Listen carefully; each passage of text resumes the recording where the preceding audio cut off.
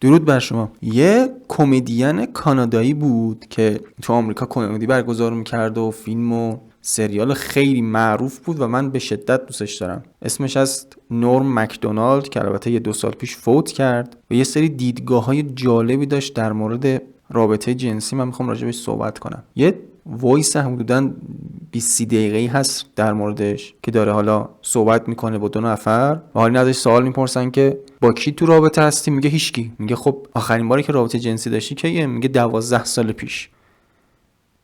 بعد میگه خب یعنی چی؟ تو نورم مکدونالد اینقدر معروفی، تو میتونی با هر کسی بخوای رابطه برقرار کنی، چرا ارتباط نمیگیری؟ تو میتونی با دخترای جوونم رابطه داشته باشی، با زنای خوشگل، این همه تو شغل حرفتون هستن. میگه خوشم نمیاد.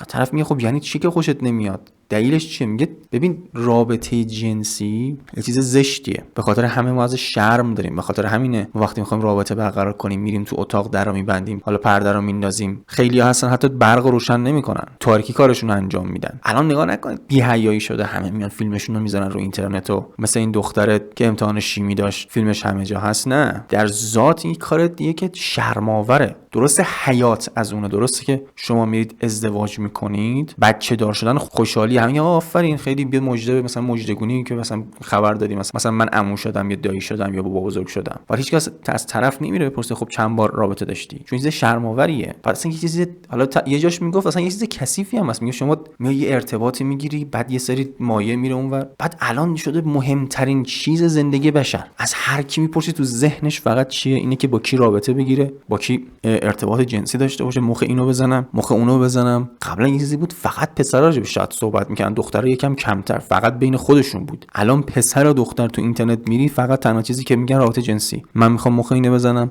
من میخوام مخ اونو بزنم، من میخوام برای این ساک بزنم، برای اون فلان کنم، شوگر دادیم این باشه، فلانم اون باشه. اصلا نباید این قضیه انقدر مهم باشه. تو این سریال ریک ام مورتی بود، یه جا برگشت پرسید آره تا حالا عاشق شدی؟ این ریک برگشت گفت بابا عشق یک هورمونه، مامان بابات انجامش دادن، من انجامش دادم، تو هم ممکنه انجامش بدی. چیز والایی نیست، چیز این نیست که اصلا روحانی باشه، از آسمون اومده باشه، چیز خفنی باشه. ما موجودیم، به دنیا اومدیم، طبیعت ما رو وادار میکنه که از یه سن به بعد ما این فکر رو میکنیم که آره داریم فانیم، داریم میمیریم، نیاز داریم که نسلمون رو ادامه بدیم. منتها چون این یکم شاید از نظر خیلی یا غیر جذاب باشه مثل من، سر همین میان یه جذابیت جنسی رو ایجاد میکنن که تو از فلان دختر خوشت بیاد، از فلان پسر خوشت بیاد، با اون ارتباط بگیری، بچه دار شی. اصلا سر همینم هست وقتی که طرف بچه دار میشه، بعد از یه چند سالی کلا ارتباط جنسی کم میشه. خیلی هستن متأهل رابطه جنسی ندارن. این اونقدر چیز گنده‌ای نیست که کل بشریت داره. الان کل اینترنت میری همه دارن راجع به این حرف میزنن. یه مدت بود پورنستارا اصلا این کار بدی بود، با اینکه مثلا شاید نگاه میکردن همه فیلمو، ولی همه بعدشون میومد با اینا ارتباط بگیرن. الان میری تو این یوتیوب‌ها خارجی، طرف اومده یه پورنستار رو آورده تو برنامه‌اش که فقط لایک و ویو بگیره، اصلا اهمیت نمیده به اینکه مثلا حیا فلان هیچی. و این مسئله نباید واقعا انقدر مهم باشه.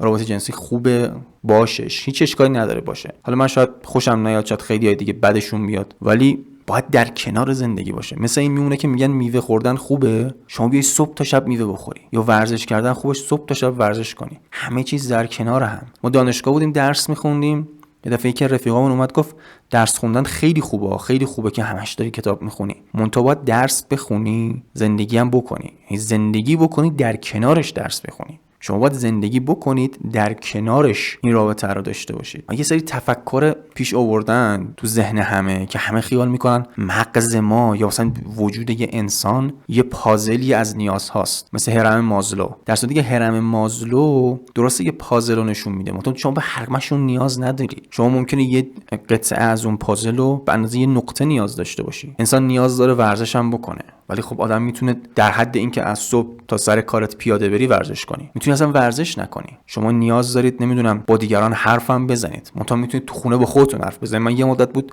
مثلا 3-4 ماه بود نمیرفتم بیرون، تو خونه با خودم بعضی وقتا صحبت میکردم. قرار نیست شما هر نیازی که هست همه رو داشته باشید، از همه استفاده کنید. حالا من یه دوست خیلی خوبی دارم، میگه به رابطه جنسی باید به چشم بد نگاه کنی، باید بهش بد نگاه کنی، بگی این چیز خیلی زشتیه، خیلی پلیدیه، تا سمتش نری.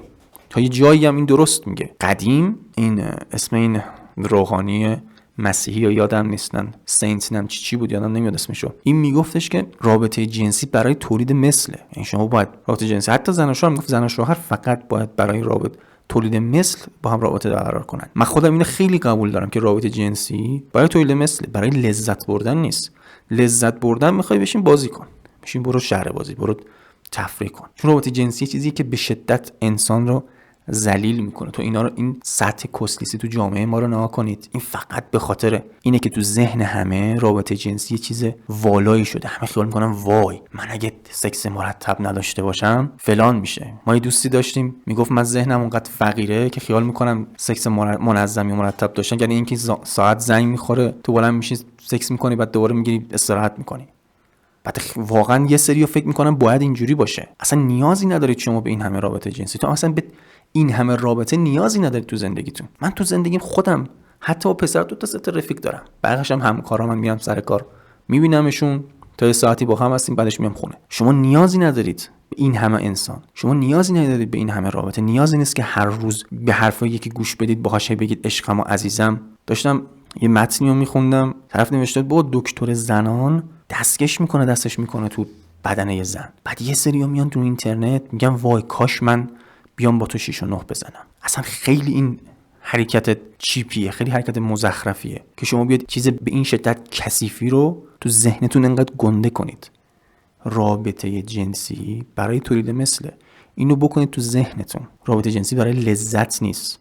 لذتش یه دام طبیعته که میخواد شما هی بچه تولید کنید، هی بچه تولید کنید، هی بچه تولید کنید. نیفتید تو دامش. مثل غذا خوردن. غذا خوردن هدفش سیر شدنه. شما غذا میخورید که سیر بشید. شما غذا نمیخورید که لذت ببرید. آدمی که غذا میخوره که لذت ببره خیکی میشه. مثلا طرف 400 کیلو وزنش میشه، 300 کیلو وزنش میشه. ما رفیق داشتیم 160 کیلو وزنش بود. قدش هم از من کوتاه‌تر بود. بعد بهش میگفتم چرا اینجوریه؟ میگفت من غذا نمیخورم که سیر شم. میگفت من غذا میخورم که لذت ببرم. یعنی هر وقت حوصله‌اش سر میرفت یه ساندویچ، یه تخم مرغ، خیلی هم غذا میخورد. رابطه جنسی نباید اینجوری باشه. غذا خوردن هم نباید اینجوری باشه. هدف از غذا خوردن سیریه، هدف از رابطه جنسی تولید مثله. شما نیاز ندارید انقدر این قضیه رو برای خودتون گنده کنید.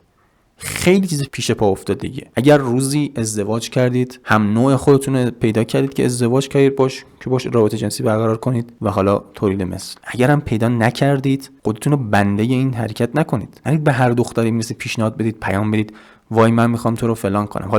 حالا این دکتر هانتر تو تلگرام و توییتر و اینا یه مطلب خیلی زیبایی میگفت راجع به ارتباط برعکس رابطه جنسی با دانایی. میگفت هرچی داناتر باشی غریزت میاد پایین. با آدمایی که داناترن کمتر میتونن رابطه جنسی ایجاد کنن، چون غریزه چیزیه که تو رو وادار میکنه بری مخزنی کنی، بری سری حرفتو بزنی و دختر از این خوششون میاد. اون وقتی علمت میره بالاتر، درس خونتر میشی، هی غریزت میاد پایین، به اون نمیرسی. این کاملا درست اوکی، ولی چون تو غریزه است دلیل نمیشه ما انجام بدیم. تو غریزهای ما خیلی چیزا هست که ما انجام نمیدیم و اصلا به دردمون هم دیگه نمیخوره. حالا البته اینا نظرات من هدفم، تفکرم از زندگی با تفکر شما فرق میکنه. تو این نظرات من شما میتونید بهش فکر کنید. کل حرف اینه که رابطه جنسی انقدر مهم نیست. حالا یه کسی میخواد ارزششو بیاره پایین، یه کسی میخواد فلان کنه، هر چی. مثلا اینه که هر چی که هست شما نباید اینو انقدر گنده کنید. اگه ارتباط گرفتید، خواستید بچه داشتید اوکی، ولی اینکه مدام هی به این پیام بدید، هی به اون پیام بدید، بخواید مخ اینو بزنید، بخواید مخ اونو بزنید. آره یه مسئله دیگه که هست، حالا مثلا اینو بگم، اینه که شوخی تو رابطه جنسی خیلی راحته، چون همه میفهمنش. شما الان بیاد یه شوخی تاریخی بکنید، یه شوخی سیاسی، شاید خیلی متوجه نشن، چون برای متوجه شدنش باید اون مطلب سیاسی رو بلد باشن، باید اون مطلب حالا علمی تاریخی رو بلد باشن. ولی تو شوخی جنسی همه میفهمن. سر همینه که شما میای میبینی یه دکتر توی اینستاگرام مثلا 2000 نفر فالوور داره، یه کارگردان 5000 نفر داره، ولی کیم کارداشیان مثلا 100 میلیون نفر داره. چرا؟ چون مطلب کیم کارداشیان راجع به رابطه جنسیه، راجع به شهوت همه میفهمن. بچه 2 ساله هم شهوت رو میفهمه. شاید مفهومش رو درک نکنه، شاید ذاتش رو درک نکنه، ولی میبینتش، میدونه این چیه. مرد گنده هم اونو میفهمه، زنم میفهمه، بچه‌م میفهمه، کوچیکم بزرگم میفهمه. ولی یه نقاشی و یه فیلم هنری و یه مطلب علمی و شما آناتومی گری و کتابش شاید هیچ کس نخونده باشه، فقط رشته‌های پزشکی خونده باشن، ولی 50 Shades of Grey رو همه میخونن، همه میفهمنش، چون راجع به رابطه جنسیه. آره شوخی کردن راجبش اوکی، ولی اینکه فقط فکرتون اون باشه نه. هرچند شوخی هم بکنید راجبش، اینکه تو سطح ذهنتون هی میاد پایینتر هیز عادی‌تری براتون میشه و خیال میکنید هی باید باشه. به نظر من اونقدر مهم نیست. حالا میتونید مطالب شوپنهاور رو بخونید یا همین نورم مکدونالدی که من گفتم و راجبش سرچ کنید، نظراتش راجب رابطه جنسی رو بخونید، ببینید چی میگه. اصلا واقعا چیز شرم‌آوریه که یه آدم تو سن 20 سالگی، 30 سالگی، 40 سالگی کل فکرش این باشه که فقط بره با یکی رابطه جنسی برقرار کنه. خیلی چیز پایینیه. من نمیدونم واقعا میخواید چی جوری از این شهوت جلوگیری کنید. حالا میخواید ارزششو بیارید پایین، میخواید ازش دوری کنید، تقوای الهی پیشه کنید یا هر چی، ولی واقعا اونقدر گنده نیست. خیلی چیز پایینیه. اینکه صبح تا شب فقط فکرتون این باشه که چه میدونم بزنید و فلان. هر کی هم بهتون میگه آره اگه این فلان کارو نکنید چل میشید، دیوونه میشید، داره بهتون چرت و پرت میگه. دلیلش اینه که شما معتاد یه چیزی شدید، انجامش نمیدید، چند وقت اول آسیب میبینید. شما تریاک هم بکشید، بخواید 2 هفته نکشید، آسیب میبینید. حالا معتاد شدید که هر روز یه فیلمی ببینید، هر روز یه فلان کاری با خودتون بکنید، سر همین یه مدت انجام نمیدید، میگید وای من دارم اذیت میشم. اون اذیت شدن دلیل اینه که بدنتون نیاز داره. اون اذیت شدن دلیلش اینه که شما معتاد اون حرکت شدید. دوری کنید از این چیزا. شما نیاز ندارید هر کاری که میتونید انجام بدید تا انجام بدید. هر چیزی که میتونید داشته باشید. زندگی خیلی پهناوره. زندگی بی‌نهایتیه. شما هر چقدر هم داشته باشید، در پهنای زندگی، در پهنای هستی هیچه. ما 70 سال عمر میکنیم. جهان چه میدونم 4 میلیارد سال چقدر عمر داره. تازه اینی که اینا میدونن با دلیل و مدرک، به نظر من که یه بی‌نهایتیه. 70 میلیون سال تا شما از یه مجموعه نامتناهی، هر چقدر مجموعه متناهی کم کنی، اون مجموعه نامتناهی خیلی هنوز بزرگتر از اون مجموعه متناهیه. شما میلیاردم از مجموعه نامتناهی کم کنی، باز هیچ در برابرش. هیچ. حالا شما چی با یه دختر رابطه جنسی داشته باشی، چه با هزاران نفر، باز هیچه، ارزشی نداره. پس یکم خودتون رو کنترل کنید، ارزششو بیارید پایین، عزت نفس خودتون رو ببرید بالا. خبرشو خوندید که دختر داشته حرف میزنه، راننده تاکسی میگه حرف نزن، بعد این میاد بحث میکنه، 2 نفر میان میزنن راننده تاکسی رو میکشن. چرا؟ چون اینا تفکرشون رابطه جنسی بالا بوده. پیش خودش گفته رابطه جنسی، از اون طرف یه دفعه اومده یه دختر رو دیده گفته خب من برم اینو بزنم بکشم، بعد این دختره میگه ببین من بهت بدم. اصلا اینجوری فکر نکنید، اصلا اشتباهه. دلیل اینکه دخترها میتونن از یه چیزی به اسم غیرت استفاده کنن، غیرت یه ساخت مردانه نیست. خیلی اشتباه خیال میکنن، میگن غیرت تو جوامع مرد سالار است. اصلا اینطوری نیست. غیرت و چیزی که زنا ساخت. طرف خواسته شوهرش فلانیو بزنه، گفته غیرت نداری، طرف داره به من نگاه میکنه. غیرت نداری، من لباس ندارم، برو مثل سگ کار کن. غیرت نداری، من طلا ندارم، برو 2 شیفت کار کن. غیرت نداری، منو ببری فلان شهر، منو ببری مشهد، منو ببری اینور، منو ببری اونور. غیرت یک ساخته